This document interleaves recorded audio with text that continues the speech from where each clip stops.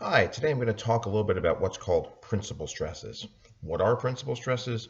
Well, they are the largest and smallest possible values of that sigma n equation that I've got written there as I rotate through really 180 degrees because I'm using 2 theta. So who cares about 360? Once we get to 180 degrees, since it's twice theta, we're back to where we started anyway. Of course, the reason for that is if this were my initial axis, let's say this is my initial x, I'll hold on to it with my thumb, right? I go 180 degrees, well, now it's just negative x, so why shouldn't the stresses be the same there anyhow, right? So that's why we care about 2 theta versus theta. So that's why 0 to 180 degrees is going to work here. So the principal stresses, again, are going to be the maximum and minimum values. What we're going to find is that they're going to come on perpendicular directions. There's going to be a reason for that, and it's going to have to do with the solution we come up with, okay? So if I have my XY coordinate system that I rotate so that, let's say my thumb is now pointing to the biggest axial stress, well, it turns out my index finger is going to point at the smallest, right? And vice versa. If my thumb's pointing at the smallest, well, now my index finger is pointing at the biggest. So that's where we're going with this. That's also why we care, because we have a lot of theories of failure theories is the way they're normally called, that we use to figure out whether something's actually going to do the job we think it's going to do, right? Whether it's going to hold up to the forces and the loads being put on it. And if we're going to have that, we're going to use those failure theories. They all rely on having principal stresses, okay? They all come back to the principal stresses as a starting point. So we need to know how to get these. Okay, so let's dive in. I'm asking about where the maximum and minimum values are, okay? And where here means, of course, orientation. What angle theta do I have to rotate to get to the maximum and minimum values? And then the secondary question, of course, is, well, what are those values anyway in terms of sigma x, sigma y, tau xy? I'd really love not to have a theta in this. I'd love to get rid of theta if I can. We'll be able to, because I don't want this to depend on finding the orientation. I'd love to be able just to find the biggest and smallest axial stresses without worrying about finding the orientation first, right? It'd be good to be able to get that if I want it. And there are some instances where I do want that, but most of the time when I'm looking for the principal stresses, I just care what the numbers are, right? So there's going to be a way we can get to that without worrying about an angle theta. So if you're thinking about biggest and smallest values of some mathematical function, he said the word mathematical, right? What that means is hopefully it stirs a memory in your calculus brain, right? If there's something you need to have out of calculus 1, it's that the largest and smallest values of any function come when the derivative is equal to 0. It's called the first derivative test, right? We're going to use it here. We're going to say, let's pull out that first derivative test.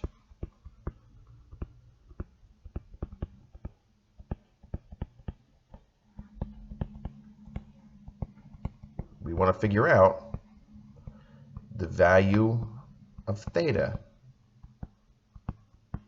for which that function, the derivative of sigma n with respect to angle theta, is equal to 0.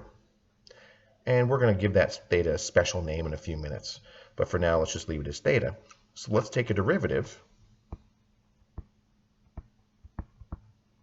d sigma n by d theta equals 0 is equal to, well, that first term is sigma x plus sigma y over 2. I don't see a theta. 0. Perfect. Now I've got sigma x minus sigma y over 2. Oh, there's a cosine 2 theta. I'm going to need to worry about this term. So plus the quantity, sigma x minus sigma y over 2. And the derivative of the cosine is the sine. So cosine 2 theta, well, actually it's negative sine, I should say. Negative the sine of 2 theta. So the derivative of cosine is negative sine. Therefore, I'm going to have negative sine 2 theta. And I'm going to have to multiply it by 2 because I've got a 2 theta in there. And I'm taking a derivative with respect to theta. So that's minus 2 sine 2 theta. Yes, some of you are looking at this saying, ooh, I can knock out the 2 from there and the 2 in the denominator of the fraction. You can. Don't. Really, don't. Just step away. Don't do it. Right? You don't want to do that. Then we're going to have tau xy plus tau xy. Derivative of sine is cosine. So this is going to be times 2 cosine 2 theta. Okay. And this is why I don't want to get rid of the 2's, because I've got a 2 on each of these terms. I've got 0 on the other side. I'm actually going to wipe both of these out. Looks like a goofy thing to do because, why not get rid of the fraction, right? There's a good reason for that. It's coming in a second. So therefore, we're going to have this derivative equal to 0 when the quantity, negative quantity, I should say, sigma x minus sigma y over 2 sine 2 theta plus tau xy cosine 2 theta equals 0. This should look familiar because we've seen this before. Actually, I went too far. We've seen this left-hand side before. This is the shear stress tau nt. So this is the shear stress. So what this is saying physically, and this is a big thing, we have the largest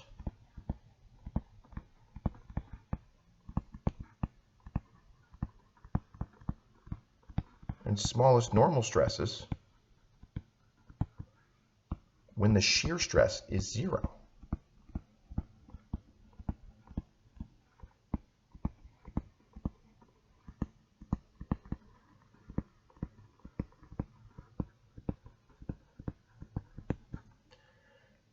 That's one of these things that seems like it's really tiny, but it's huge, right? This is fantastically huge, because now what that tells me is if I have something, let's say I'm just pulling on this stylus here. I'm just going to try to pull this thing apart. Fortunately, it's not going to work because I need this thing.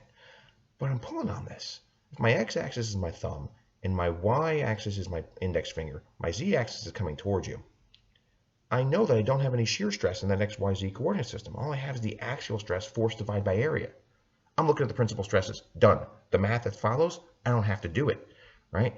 If you're looking at a stress state, if you draw a stress block and there is no shear stress, you are already staring at the principal stresses.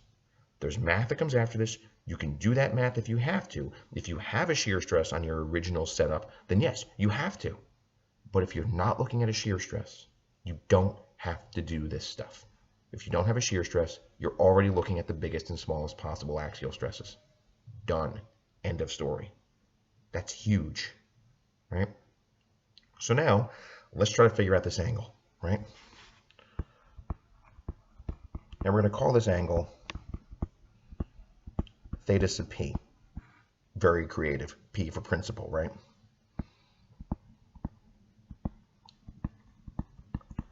And I'm never going to actually find the angle.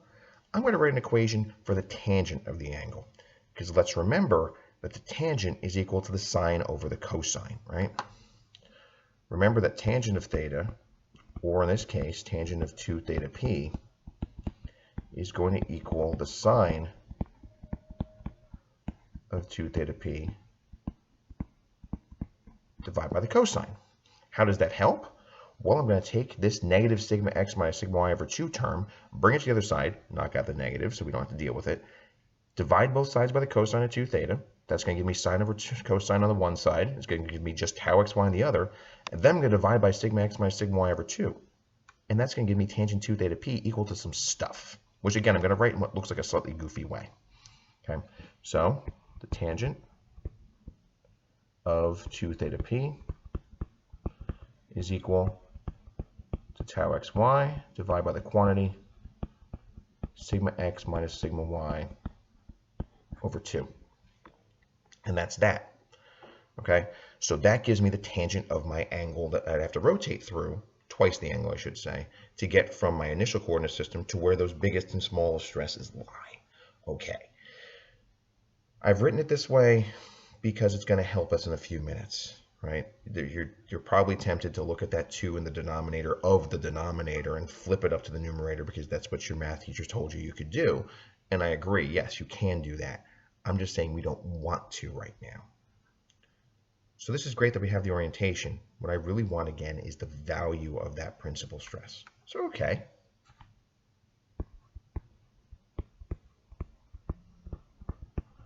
I'll say value of sigma p, right? And I'm going to say sigma p1 And really, let me erase the question mark in sigma P2. And normally what we do is we order these. 1's the biggest, 2 is the smaller one. So we're going to say, in general, we're going to write this as sigma P1 is bigger than sigma P2. And that's in an algebra sense, a number line sense. -5 is smaller than +3, right? That's the sense we're doing it in. So how can we get that? Well, we have to keep in mind how the tangent works, right? Because we're going to have to substitute this back into my sigma n equation. So when I do that, what I'm going to want to do then is I'm going to want to have cosine and sine of 2 theta p, not tangent. Sounds like an ugly thing to do, because I'm going to have the sine of an arctangent or the cosine of an arctangent. No, we're not going to do that, all right?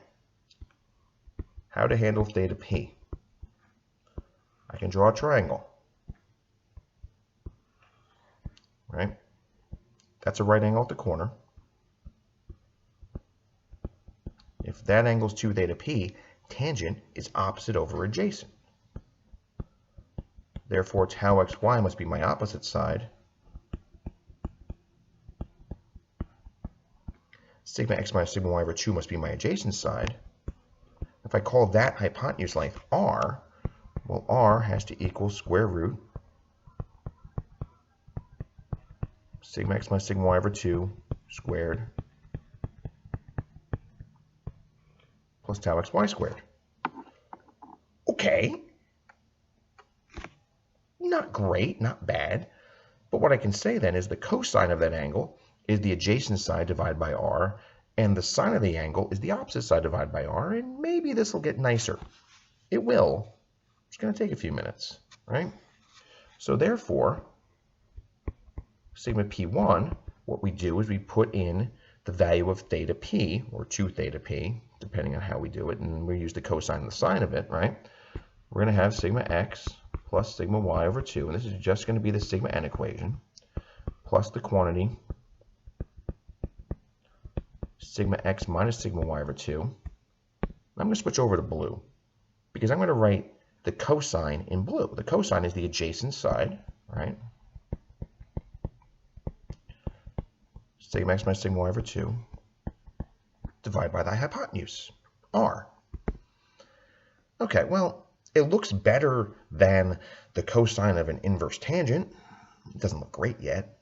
It'll look great in a minute, right? That's the way these things always work out, isn't it? It looks bad until it looks good, right? Tau xy for the last term. And again, I got to multiply by the sine, which is the opposite side, tau xy, divided by hypotenuse. And again, I've written that in blue. So the blue in the first term is just the cosine of 2 theta p. The blue in the second term is the sine of 2 theta p. Haven't quite gotten to where it looks nice yet, as I said. Let's take that intermediate step. Sigma p1 is equal to, again, the average axial stress. This thing keeps coming up. Sigma x plus sigma y over 2 plus, well, these are both divided by r. I'm going to make a big long fraction divided by r. And I'm going to have sigma x minus sigma y over 2 all squared plus tau xy all squared. Scroll up for a sec. Well, r is equal to the square root of sigma x minus sigma y over 2 squared plus tau xy squared. Gosh, if that numerator, and I'll put it in brackets here, that's r squared. And remember how I said it looks bad until it looks good? It's about to look good. Because r squared divided by r is just r. And therefore, sigma p1 is equal to the average axial stress, sigma x plus sigma y over 2, plus r, which now I'll write as the square root of sigma x minus sigma y over 2 squared plus tau xy squared. And this is the largest normal stress that I can have given that setup of sigma x, sigma y, and tau xy. Given my initial loading, this is the biggest normal stress that I can have. Okay. Now, the smallest normal stress, I've said it has to be perpendicular. The reason for that comes back to the tangent. Right? I'm going to scroll up for a second. Remember, tangent 2 theta p, right? We can say also that the tangent of, say, some angle plus 180 degrees, which is the same as the tangent of, shall we say, 2 times theta plus 90 degrees, is equal to the tangent of the original angle, which let me call that 2 theta here, right? If phi equals 2 theta in that equation. That means that if theta p works, if I have a value for the minimum or maximum principal stress, axial stress, if you will, at angle 2 theta p plus 90 also gives me a minimum or maximum, because the tangent of the angle plus 180 degrees is equal to the tangent of the angle. So therefore, sigma p2, its direction, must be perpendicular to the first principal stress's direction, right? That's how I know these are perpendicular. So,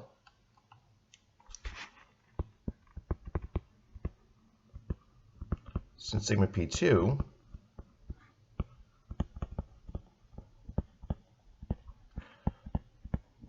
is directed perpendicular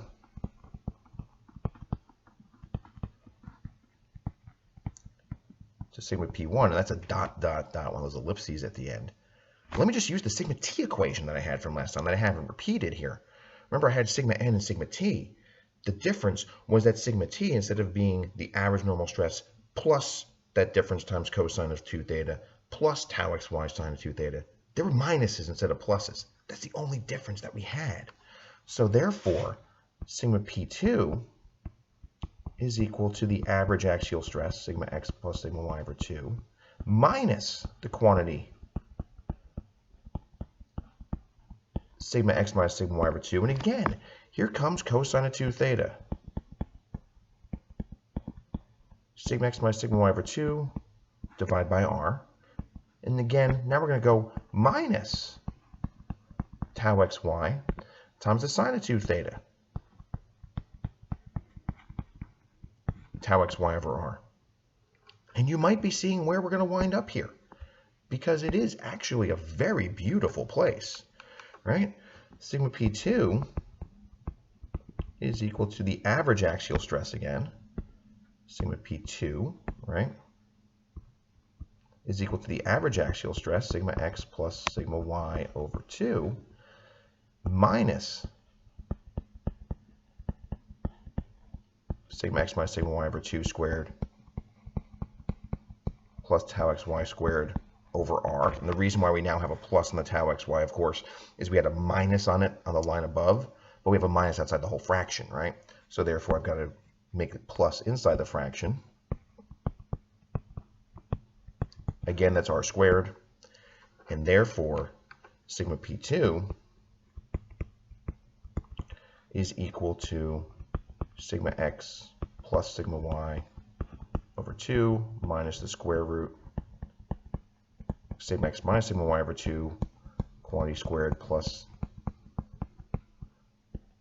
tau xy squared, and off we go. This is our smallest normal stress. The way you'll often see this written, by the way, is that, because people like to write things compactly if we can, we can say sigma p1 comma p2 or comma sigma p2, depending on who's writing it, is equal to sigma x plus sigma y over 2 plus or minus square root sigma x minus sigma y over 2 squared plus tau xy squared, right? The two of them are equal to that average stress plus or minus that r value, which there's going to be a reason why we called it r coming up in the next couple videos as I make these things, right? So now these stresses are actually on the same stress blocks. They occur at the same initial angle between the x-axis and the one principal stress axis with another 90 degrees to get to the other. So really, if we draw this on sort of a stress block relationship, and I'll draw it for a positive angle theta p, so it'll be a counterclockwise angle, but this works just as well for a clockwise angle. The way I can draw this is I'll have a stress block. I'll have an initial x, y coordinate system, okay? And I'll draw all these stresses to be positive, but again, if they're negative, we just put in negative signs. Doesn't make a difference, right? Tau xy there. And then I'm going to have an angle, theta p in reality, 2 theta p when I do the math. Theta p in reality, though,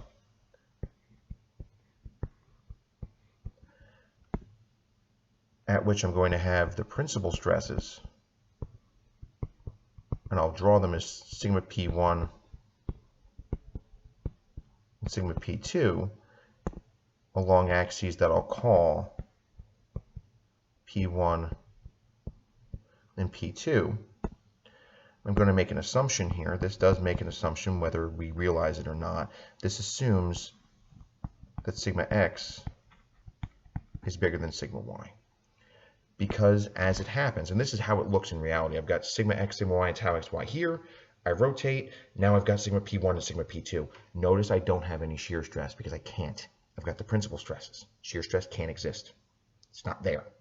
Okay, last thing here, because I know I've gotten long. I don't like these things to go this long, right? But what we can say here is if sigma x is bigger than sigma y, or sigma x minus sigma y is bigger than 0, take your pick, then x rotates to p1, or sigma x goes to sigma p1. If sigma y is bigger than sigma x, then x rotates to p2. Just that simple. Okay, so if your difference in principal stresses, sigma x minus sigma y, is positive, you're going to wind up with the sigma x direction turning into the sigma p1 direction. If sigma x minus sigma y is negative, or sigma y is bigger than sigma x, then your p1 direction, sorry, your x direction is going to rotate to p2. Your y will rotate to p1, right? X and y are rotating to p1 and p2. That's the other thing to keep in mind here. X is going to one principal stress, y here is going to the other, right? And that's something that we need to remember, keep in mind, and remember that, hey, if I've got the principal stress in one direction, I have the other principal stress in the other perpendicular direction. Done and done. Next thing in line here is going to be the maximum shear stress, because that's the other related thing to this. And that's the other piece to this puzzle. Pretty soon we're going to have actually 3 stress blocks down there and not 2. One's going to point to the principal stresses. The other one's going to point to the maximum shear stress. It's going to look a little bit like what we have here, but not completely. Okay, thanks a lot for watching. Look forward to that next one. Take care.